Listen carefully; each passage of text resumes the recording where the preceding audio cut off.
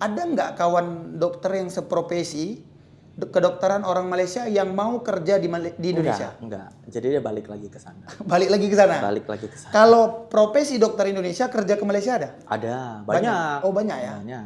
Oke, terus kenapa ya? Padahal mereka itu belajarnya di Indonesia, orang Indonesia malah berobatnya ke Malaysia. Kenapa itu? Assalamualaikum dokter.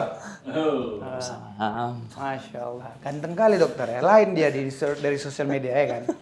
Jadi gini Wak geng ya, selamat datang di channel paling bermanfaat, paling beredukasi, tentunya paling paten Wak. Jadi aku hari ini kedatangan tamu yang memang lain daripada yang lain. Biasanya ya kalian tahu kan narasumberku kayak gimana, tapi hari ini adalah seseorang akademisi berarti ya,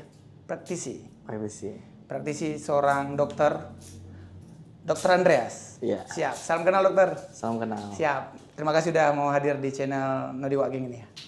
Dokter, gini, aku mau nanyanya gini ya, karena dari tadi aku dengerin juga gitu. Dokter ini kok bisa jadi dokter? Kayak mana ceritanya?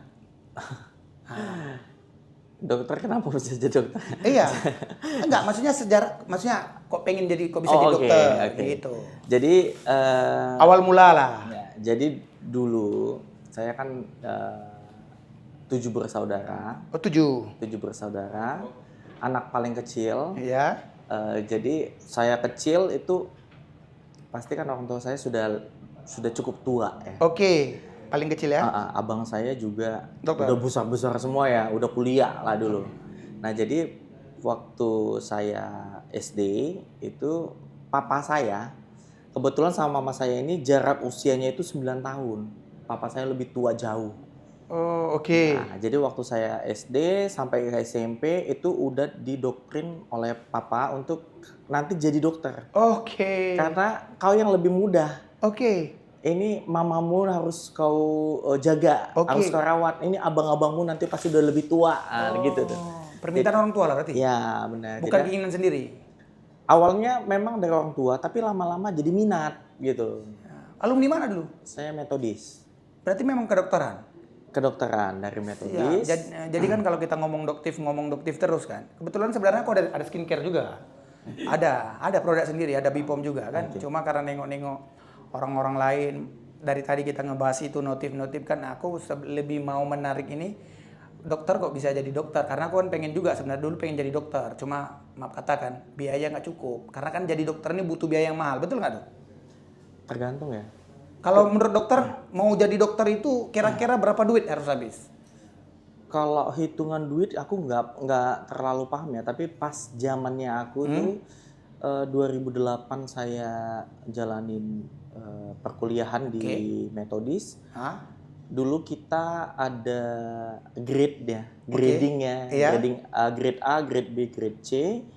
Itu berbeda-beda nih harganya. Oke. Jadi kita kan ada biaya pembangunan nih. Grade A sekian, grade B sekian. Aku lupa dulu aku berapa di grade B karena grade A-nya cuma 3 orang. Okay. Nah di grade B berapa aku lupa. Tapi uang kuliahnya itu cuma zamannya aku 12 juta per semester. Per semester, oke. Dan itu bisa dicicil. Bisa cicil. Ya, bisa cicil. Sekarang gini pertanyaannya, jadi biar yang denger gampang, mana tahu kan pengen jadi seorang dokter juga kayak dokter Andreas. Karena kan pasti di luar banyak yang cita-citanya pengen jadi dokter gitu kan. Untuk saat ini, untuk menjadi seorang dokter, kalau saya sebagai orang tua harus menyiapkan uang berapa? Aku nggak terlalu tahu ya. Yang tahu aja. Kalau di negeri mungkin lebih murah, jauh lebih murah. 100 juta cukup? Berlebih harusnya. Berlebih? Maksudnya lebih dari cukup. Kalau lebih 100 juta, kalau kita di negeri. Untuk sampai jadi profesi loh? Kalau di negeri mungkin bisa. Oke. Ya. Menurut aku ya. Coba lah hitung-hitung, coba kasih tahu lah. Karena gini, kalau di zaman dulu, aku itu harus beli buku. Oke. Kalau sekarang kan bisa online. Oke. Bisa lihat dari jurnal.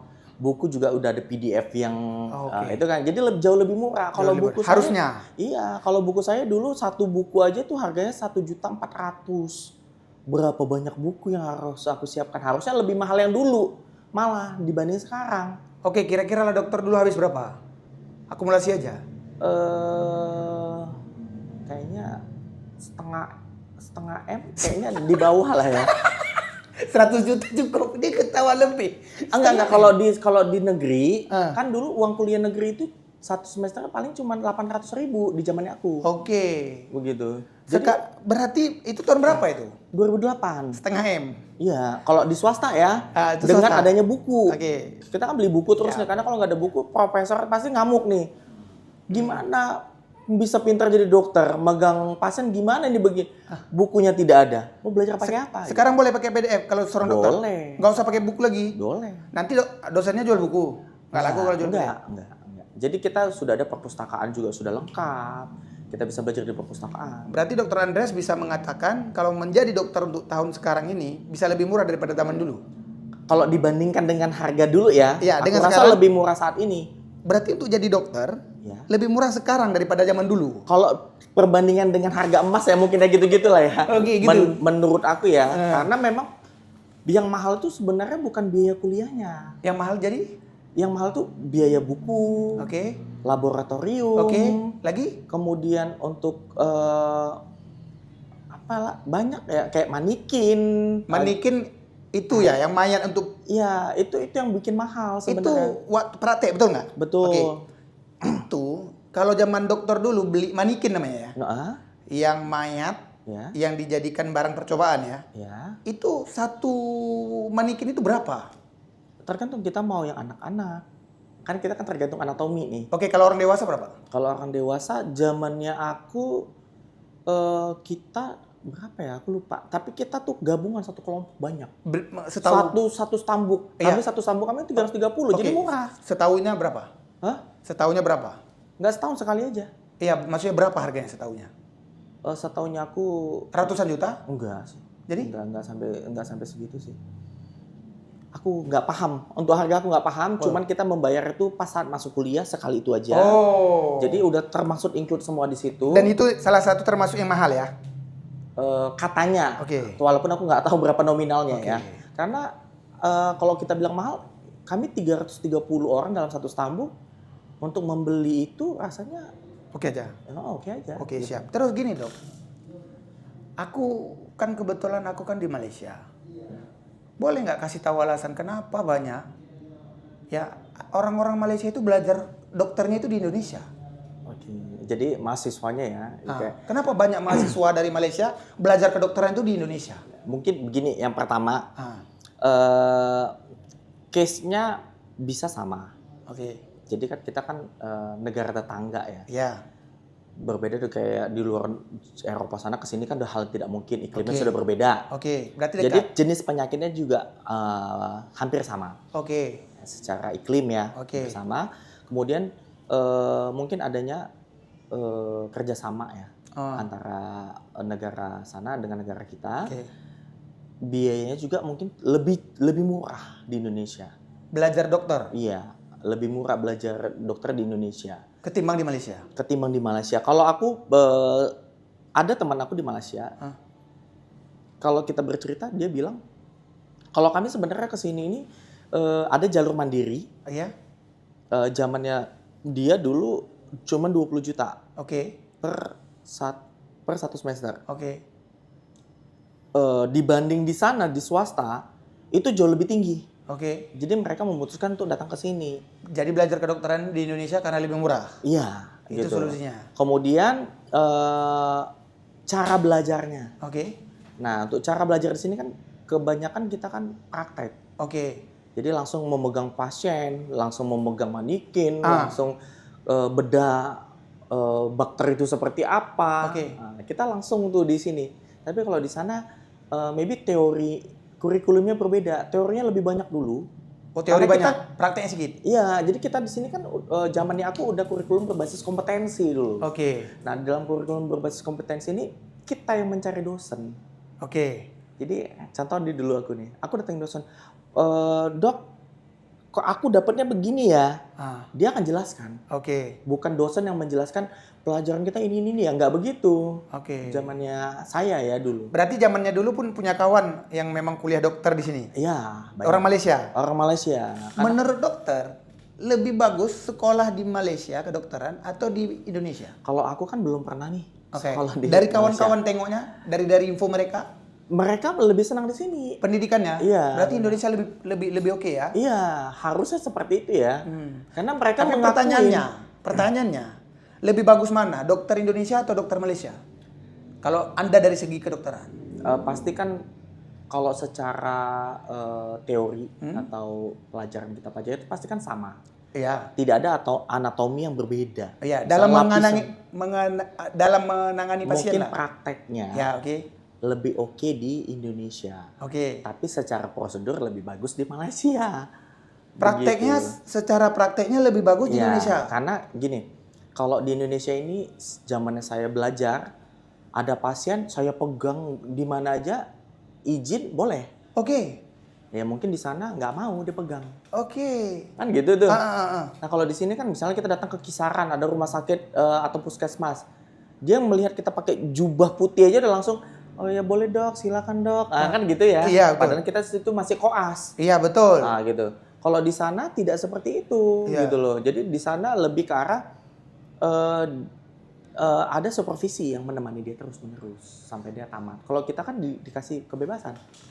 Dokter kan berarti tadi kan punya kawan yang mahasiswa Malaysia, udah menjadi dokter dong dia. Sudah. Ada nggak kawan dokter yang seprofesi kedokteran orang Malaysia yang mau kerja di Indonesia? Enggak. Jadi dia balik lagi ke sana. Balik lagi ke sana. Balik lagi ke sana. Kalau profesi dokter Indonesia kerja ke Malaysia ada? Ada, banyak. Oh, banyak ya? Banyak. Oke, terus kenapa ya? Padahal mereka itu belajarnya di Indonesia, orang Indonesia malah berobatnya ke Malaysia. Kenapa itu kira-kira dok? Prosedur. Kita lebih ke arah kayak prosedur dan ini. Kok dengar lebih murah? Prosedur dan layanan ya. Karena misalnya contoh di sini kita pakainya BPJS. Iya. Nah, di dalam BPJS ini kan ada sistem rujukan yang vertikal dan horizontal. Nah. Yang kita tidak bisa langsung masuk ke Murni Teguh, nggak bisa seperti itu. Kecuali emergency. Oke. Nah, emergency juga ini ada penilaiannya dari dokter UGD. Kalau ini tidak emergency, dia harus bayar. Terus, Kan, dokter ngomong BPJS bayar, terus emergensi harus bayar lagi kan? Betul bukan. kan? Misal gini nih, ada pasien si A mau berobat langsung ke Murni Teguh. Karena dia ngerasa di Murni Teguh dia bisa mendapatkan solusinya. Iya. Gitu. Tapi dia menggunakan BPJS. Oke. Nah, waktu dia datang ke sana dia tolak. Oke. Kenapa? Ini bukan emergency. Oke. Emergensi baru boleh? Emergency baru boleh. Oke. Berarti kalau dokter ke pasien pernah nawarin BPJS juga? Kalau saya kan praktek mandiri. Praktek mandiri? Ya. Nggak ada? BPJS nggak ada? Saya tidak melayani BPJS. Oh, tidak melayani Ya, BPJS? tapi saya selalu katakan Hah? BPJS itu perlu, pakai saja. Oh, berarti tetap menyarankan? Tetap menyarankan saya. Oke. Kalau dokter menyarankan orang untuk pakai BPJS, dokter ada pakai BPJS nggak? Pakai saya. Oh, pakai juga. Yang kelas? Kelas 1 di sini. Oh, berapa bayarnya? Lupa dia Berarti auto debit. berarti BPJS worth it dong? Untuk case-case tertentu. Jadi nggak bisa. Enggak, soalnya gini, jangan sampai menyarankan ke orang, rupanya dia nggak pakai BPJS, Pak. Saya pakai. Pakai ya? Pakai. Oke. Tapi untuk case tertentu. Tapi saya juga pakai asuransi swasta. Iya, oh pakai Jadi, juga, pakai jadi asuransi saya- juga. Iya, jadi saya double. Oh. Karena ada case-case tertentu yang kita anggap, oh ini responnya agak lambat. Karena kita misalnya harusnya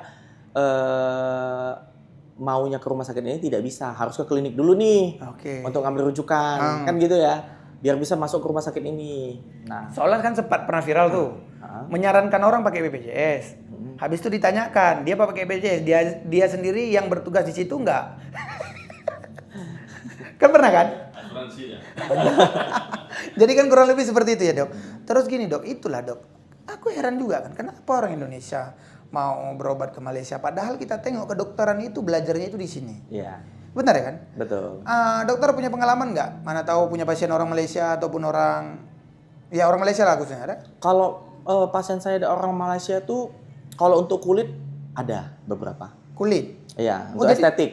Oh Salah estetik, saya berarti nih. untuk kecantikan. Ya, itu ada beberapa. Hah? Karena dia lebih tertarik dengan kos yang lebih murah. Itu cewek atau cowok? Cewek cowok gabungan. Cewek cowok kadang di sekarang ini mau cantik juga. Mau. Serius? Jadi estetik ini kan bukan untuk cantik ya sebenarnya. Estetik ini kan lebih ke arah bagaimana dia merawat kulitnya agar tetap terlihat awet muda. Oke siap. Biar Awet muda olahraga lah enggak dok? ya, tapi kan harus ada perawatan lagi Siap. gitu. Ya selain dia olahraga. Berarti pasien dokter cewek dan cowok Cewek cowok. yang pengen cantik. Yang pengen enggak, kalau ke dokter tuh biasanya karena dia punya masalah. Punya masalah. Misalnya dia punya flek, punya Oke. jerawat, untuk diobatin. Dok, pertanyaannya agak sensitif. Bener nggak sperma kalau ditaruh di muka hilang jerawat? Enggak. Enggak, serius? Tidak. Iya, Enggak ada korelasinya. Hah? Enggak ada korelasi. Itu nggak ada? Katanya kalau ditaruh di muka hilang jerawat katanya. Itu tidak ada korelasinya. Itu nggak bisa dibuktikan? Tidak. Tidak. Hah? Iya. Enggak. Kalau mana tahu ada cowok datang mau cantik taruhkan sperma di muka. Enggak ada. Enggak, serius dong. Kalau dari medis kayak gimana itu? Enggak ada. Itu tidak ada. Ada nggak sperma itu dianjurkan? Tidak. Tidak ada penganjuran seperti itu, tidak. Jadi kalau dari secara medis, kalau sperma ditelan katanya bisa menyehatkan, betul? Kalau dari medis belum ada ya. Menyarankan tuh seperti itu tidak ada. Karena kan protein. Ini proteinnya ini apa dulu kan? Iya kan sperma protein kan? Sebenarnya dalam sperma ini kan banyak kandungan, ada protein, Iya. ada kolesterolnya juga. Boleh nggak ditelan dari secara medis? Kalau dari medis tidak menyarankan, Tidak disarankan. tidak ada menyarankan untuk menelan sperma, tidak ada, karena nggak ada gunanya, hal yang tidak berguna.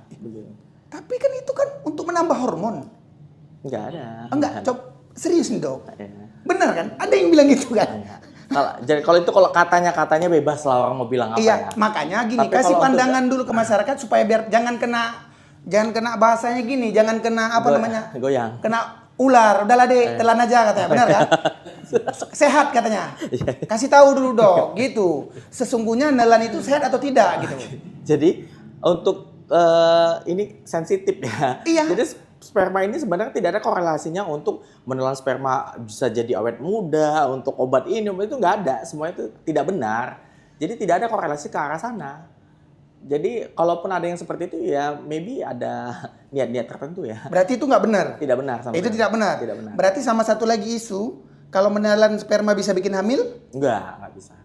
Hah? Tidak bisa. Itu hoax. Ditelan? Ya, Kan itu masuk juga deh ke dalam. hoax. Tidak. Masuk ke dalam kan dalamnya kan lambung nih. Bukan rahim. Oh berarti menelan dari atas itu tidak buat hamil ya? Enggak. Menelan dari bawah hamil. Benar ya dok? Belum tentu juga. Belum tentu juga. Oh ya benar. Tergantung spermanya sehat atau enggak. Betul. Siap. Mungkin itu adalah bahasa-bahasa anak muda di luar yang sering keliru. Benar kan dok? Kadang jangan jadi masuk gini. Banyak anak-anak muda nanti dipikir udah telan, Ya. sehat, bisa bikin gemuk. Terus kalau taruh di muka bersih muka. Jadi glowing. Gitu Jadi ya. glowing. Nggak perlu ke dokter kulit. Tapi Enggak, itu tidak benar. tidak benar. Memang di akademisi pun juga kan pasti dokter pernah belajar tentang sperma kan. Ya. Jadi tidak ada korelasinya ke arah sana. Sebenarnya banyak yang harus kubicarakan sama dokter ya. Saya ini sebenarnya banyak dok, tapi nggak apa-apa. Kalau video kita ini banyak nanti yang panjang, maksudnya banyak viewsnya yang meledak. Insya Allah kalau dokter mau datang lagi nanti kita akan interview lagi karena ada kawan-kawan saya juga mau praktisi hukum, akademisi hukum yang ingin bertanya langsung dengan dokter. Kalau saya di sini nggak membawa tentang hukum, saya lebih tadi mau tahu dokter tuh kayak gimana, latar belakangnya sedikit, terus sama ilmu dokter sedikit lah. By the way, sekarang berarti udah berapa tahun aktif di kedokteran dok? Saya 2014 sudah menjadi dokter. Siap. Sampai saat ini. Sekarang buka praktek Saya buka praktek mandiri. di rumah? Bukan di rumah, tapi ada tempat. Ada tempat ya? Ya. Oke, nah jadi buat kalian kalau mau main-main praktek dokter boleh? Boleh. Boleh orang ini mau datang? Boleh. Di mana dok? Di Komplek Tomang Garden. Di jadi Pancing. Jadi mereka itu bisa suntik putih bisa? Enggak. Jadi suntik putih itu aku tidak menyarankan, memang tidak ada. Jadi suntik putih itu Banyak hanya- dokter bisa suntik putih kok. Kenapa dokter nggak bisa? Nah itu dia. Jadi kalau suntik putih itu sebenarnya tidak ada. Hah? Tidak ada, suntik putih itu tidak ada. Enggak ada. Jadi yang suntik bayar itu putih-putih mereka? Cuman ceritanya itu? Ya tidak bisa. Karena gini, jadi kebanyakan suntik putih ini adalah isinya adalah glutathione. Oke. Nah, glutathione ini di dalam uji klinis tidak lulus dalam pemberian parenteral ataupun dalam infus. Oke. Itu tidak bisa. Kenapa? Karena ada side effect atau resiko di mana muncul terjadi alergi dan lain sebagainya. Bisa sampai kematian. Itu tidak boleh. Berarti dokter nggak menyarankan suntik putih? Bukan tidak, memang tidak boleh. Tidak boleh? Tidak boleh. Berarti Dan tidak boleh, tidak produk menyarankan kan? Dan produk itu pun sebenarnya tidak ada. Kalaupun ada, itu udah pasti ilegal. Oke, ilegal ya? Iya. Jadi bahasanya gini, jadi yang orang-orang suntik putih itu baik atau tidak untuk tubuh mereka? Ya pasti tidak baik. Kan serius? Kan gini, kita ada Enggak, produk. familiku Gini, suntik putih loh. kita ada produk di mana produk yang ada di Indonesia ini diawasin oleh BPOM. Oke. Nah, BPOM sendiri tidak mengeluarkan produk atau izin edar whitening di dalam satu produk glutathione untuk dalam kemasan infus. Itu tidak ada. Jadi yang iklan-iklan di internet, di sosial media itu suntik putih BPOM itu? Nah, jadi coba bisa aja dipastikan gini, masyarakatnya harus pintar. Yang pertama, ketika melakukan tindakan infus whitening, itu kan klaim ya. Lebih ke klaim ya. Kok infus ini 2 kali, 3 kali, paket sekian kali bisa jadi putih Iya. seluruh tubuh. Ada BPOM-nya lagi. Tanyakan mereknya apa. Silakan tanyakan mereknya apa, cek aja. Nggak ada. Dari Google, dari BPOM-nya sendiri. Kalau memang ada klaimnya untuk whitening, mungkin semua orang udah bisa pakai. Berarti nggak rekomendasi? Memang tidak ada, bukan untuk direkomendasikan, memang tidak Enggak, ada. dokter bilang nggak ada. Tapi di luar itu orang semua suntik putih loh, Dok. Ya itu dia, makanya dipastikan dulu produknya itu mereknya apa. Kemudian dicek apakah ada BPOM-nya atau tidak. Izinnya seperti apa dia bisa mendapatkan produk tersebut. Nah, karena biasanya kalau abang bisa lihat, semua infus whitening yang ada di klinik-klinik kecantikan itu rata-rata di relabel. Jadi infusnya itu nanti jadi warna kuning, warna merah, ditutup dengan kertas. Iya. Kenapa? Ya karena ilegal. Oh, berarti suntik putih itu ilegal? Ilegal. Nggak boleh? Nggak boleh. Dan itu merusak tubuh manusia? Sangat merusak. Makanya banyak ada kasus yang gagal ginjal, batu ginjal, autoimun. Itu sering terjadi ini. Gara-gara suntik putih? Gara-gara suntik. Terus yang kayak kemarin seleb itu yang kejang-kejang itu? Ya. Tahu, Dok? Itu aku kebetulan itu temen aku. Kejang-kejang gitu tuh? Ya. Tapi suntik putih katanya? Enggak, itu post dari operasi. Jadi operasi implan payudara. Oke. Nah, kemudian beberapa hari kemudian terjadilah Kejang-kejang. Terus kata dokternya kemasukan. Kesurupan. Nah, itu kayaknya saya tidak mendalami. Dokter, maksudnya waktu belajar kedokteran dulu ada ilmu bilang ini sakit kesurupan ada? Enggak ada. Bahasa kesurupan tuh ada? Tidak ada kami. Jadi kesurupan kami itu tidak ada. Tidak ada ya? Tidak ada. Dan aku baru tahu loh nggak boleh suntik putih. Iya, memang tidak boleh. Coba aja lihat dari. Berarti gini. Yang pelaku suntik putih itu Bisa. ilegal. Iya. Berarti kalau ilegal berarti pidana, Pak, kan? Bisa. Iya kan? Silakan aja dilaporkan. Oh gitu. Oh, yang suntik putih ya? Ya. Coba aja nanti datang ke klinik nih, ke klinik satu atau ke klinik satunya. Tapi klinik Bapak tidak? Saya tidak melakukan itu. Tidak, Pak Andres ya? Dari dulu kala juga saya tidak melakukan. Oke. Gugurkan kandungan nggak juga? Serem kali ya. Enggak, serius loh. Ini kan pertanyaan kan serius. Kita Tidak. kita unek-unek. Saya ini lebih suka unek-unek. Iya, betul. Apa saya nggak tahu? Mana tahu kan? Oh, itu kalau Bang itu bicara di belakang kan nggak masalah. Benar kan? Ya. Itu melanggar dong. Iya. Bukan, gini. Ada menggugurkan kandungan itu nggak melanggar. Kalau sesuai indikasi. Pak, Bapak cerita semalam itu kan ada menggugurkan diri, menggugurkan anak itu enggak pidana ya? Gimana? Bapak sama Bapak kemarin tuh ya? Itu tadi ada indikasi tadi. Iya, ada indikasi. Kesehatan itu. Ya. Jadi ada indikasi misalnya si bayi tidak bertumbuh dengan baik, tidak tumbuh kembang baik di dalam usia kehamilannya. Iya. Harusnya misalnya usia berat badannya dalam 6 bulan sekian, Iya. tapi ternyata tidak berkembang. Iya. Nah, itu akhirnya harusnya Harus digugurkan. Ya. Oke, kira-kira kalau digugurkan seperti itu dokter bisa? Kalau di saya tidak bisa karena saya kan umum. Oh, itu biasanya lari ke dokter mana? Rujukan ke dokter spesialis obgyn. Obgyn. Jadi kandungan. Oh, dokter kandungan. itu dokter kandungan ya? Betul. Bukan ke dokter apa? Bukan dokter umum karena kita kan punya kompetensi ya. Iya. Dan Dokter umum lebih harus- parahnya bukan ke dokter umum, ke dukun. Nah, itu kacau. Bahaya itu. Ataupun bidan ya? Ya, Masa bidan juga tidak bisa. bidan aja bisa, masa dokter nggak bisa kan? Nggak, bidan nggak bisa. Untuk kuretase itu bidan tidak bisa. Oh, untuk izinnya pun nggak bisa? Tidak bisa. Makanya kalau misalnya ada bidan abortus, ya nggak bisa. Dia bisa masuk pidana. Masuk pidana juga ya? Oh, siap. Walaupun Karena dia mampu, kompetensinya tidak ke sana. walaupun dia mampu melakukannya itu. Ya, jadi kami kan sama nih, semua nakes dan medis dan tenaga kesehatan itu kan ada aturan kompetensi. Kami dibatasin. Siap. Ada batasannya. Dokter umum hanya bisa Oh, menangani sampai di sini untuk penyakit kanker. siap. Paham. Ketika misalnya perlu rujukan, berarti rujuklah ke dokternya. Gitu. Dibatasi juga ya. Iya, ada batasan. Dok, sebenarnya memang panjang kali harus cerita dok. Banyak kali karena narasumberku orang maksudnya dokter ini kan jarang baru dokter ya. Tapi keren, tapi nggak apa-apa lah dok karena terlalu panjang kali nanti gak enak juga kan. Mudah-mudahan nanti videonya berkembang dan mereka ini ada yang mau tanya lagi dengan Dokter Andreas. Buat kalian kalau mau kenalan dengan Dokter Andreas itu ada di TikTok ya. Dokter Andreas. Jadi kalian bisa diskusi juga orang ini kan? Bisa. Jangan nanya yang kayak kutanya tadi, dok bisa gugurkan kandungan, jangan.